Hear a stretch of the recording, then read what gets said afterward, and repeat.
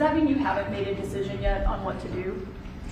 I have ideas as to what to do, but I haven't made a final. I like to make the final decision 1 second before it's due, you know. As you're making your decision on Iran, obviously there's been a change from when you were pursuing a diplomatic negotiation. Yeah. Now you seem very open to the idea of potentially taking U.S. action. Obviously you're not going to tell us that. Can you walk us through what contributed to that change, how you got to where you are in making your decision now? Well, I think it started the first night. I mean, you know, that first night was devastating.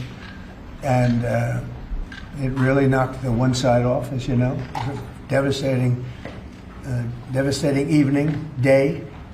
And it's pretty much proceeded that way. I have a meeting in the war room in a little while, situation room, as some people call it.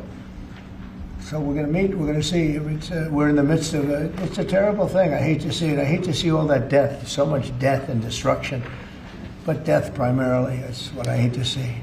Does that mean you haven't made a decision yet on what to do?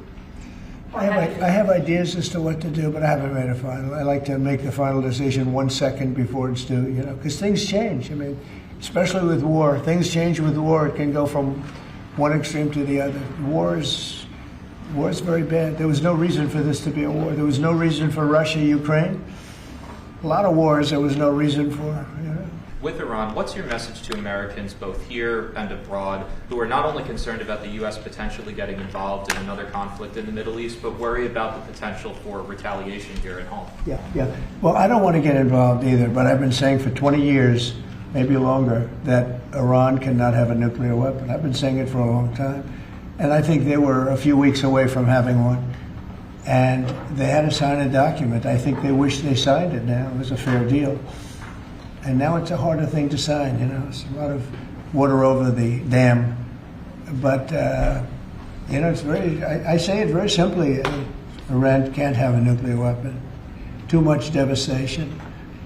And they'd use it. You know, I believe they'd use it. Others won't use it, but I believe they'd use it. So that's it. It's very simple as far as I'm concerned. They can't have a nuclear weapon. For a long time. And I think they were a few weeks away from having one. And they had to sign a document. I think they wish they signed it now. Is the destruction or the dismantling of the Fordow nuclear enrichment center, is that a prerequisite for a deal? Is that a red line for you? No, it's just something that people talk about having. We're the only ones that have the capability to do it, but that doesn't mean I'm going to do it at all. Yeah, we have the best military equipment in the world. You see that with this fight.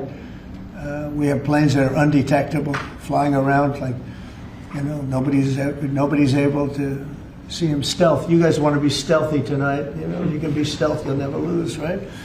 But these are incredible planes and weapons. We have the best weapons in the world, by far. Nobody close. And I mean, certain countries take advantage of that. Israel has incredible weaponry.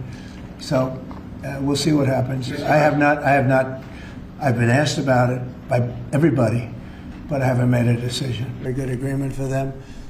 And maybe that could still happen, I guess, you know. They do want to come and see us. They want to see me in the White House. That's a big statement.